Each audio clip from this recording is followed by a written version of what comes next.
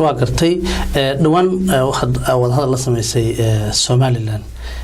adiga iyo wasiirka sidoo warbaahinta uu ka sheegay arintaas ma brief naga siin kartaa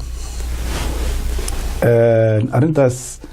marar horena waa ka jawaabay wada hadal baa la sameysay hadii ujeedadu tahay wada hadal rasmi ah oo aniga iyo wasiirka arrimaha dibadda Soomaaliland madaxmari ma jiro wada hadal rasmi ah macnaheedu waxa weeye marka lagu soo wakiisho marka lagu mandate gareeyo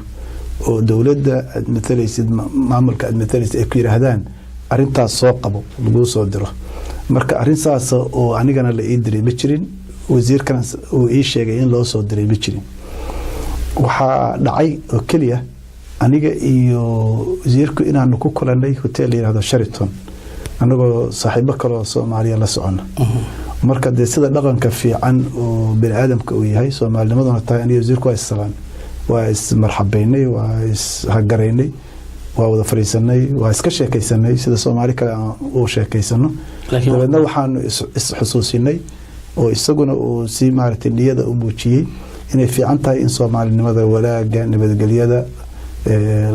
la ilaaliyo inaan dhiig Soomaaliyeed macna ku daadan inaan maartay khilaafka jiraan safgari waaga jiraan waxa uu kala duwan yahay aan la sii fogeynin waxyaabahaas baan ka sheekaysanay si caadi ah oo de shaar u sheekaysanay marka ma qantaas waxaad ku bixinaysaan wada hadal u bixinaysaan waa sida hadal waad kulanteen waa kulanay laakiin ma ahayn kulan rasmi ah waxa jira dawladuhu markay kulan kala sheegay waa mid rasmiga ah